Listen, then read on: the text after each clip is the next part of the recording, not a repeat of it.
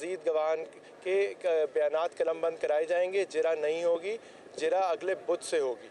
اس کے علاوہ میں یہ بات کرنا چاہوں گا کہ شاہ محمود قریشی صاحب نے آج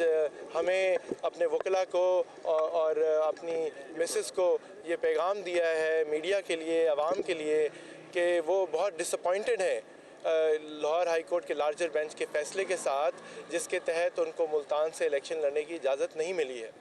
جو ابھی تک ہمیں اس بات پتہ چلی ہے, کیونکہ مفصل فیصلہ جو ہے ریٹن آرڈر ابھی تک ہمارے پاس نہیں ہے, تو جو کہ معلومات ہمیں پتہ چلی ہیں, جو الزامات تھے, جو ایلیگیشنز تھیں, اس میں ایک چیز ایشو یہ آ رہا ہے کہ ان کے سائن ویریفائی نہیں ہو پا رہے تھے. شاید یہ بات کی جا رہی ہے کہ ان کی عدالت میں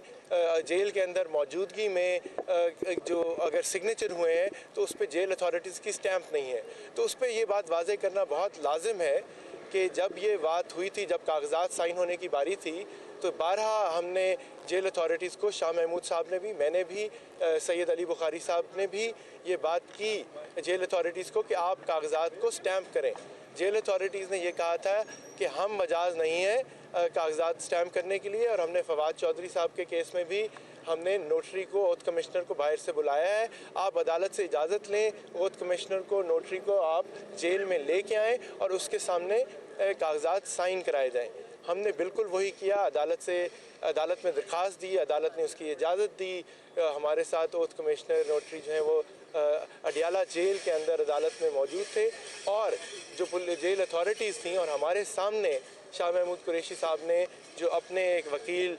ماہر ضمیر حسین کو ملتان سے, ان کو جو اٹرنی کو اتھارٹی دی اور جو انہوں نے باقی کاغذات سائن کیے, وہ ہم سب کے سامنے ہوئے تھے. سو اس سے شاہ صاحب نہ پہلے اس سے انہوں نے کوئی انکار کیا ہے, نہ آج کر رہے ہیں, بلکہ پھر کہہ رہے ہیں کہ کاغذات انہوں نے ہی سائن کیے, انہوں نے ہی اتھارٹی دی. لیکن اس کے باوجود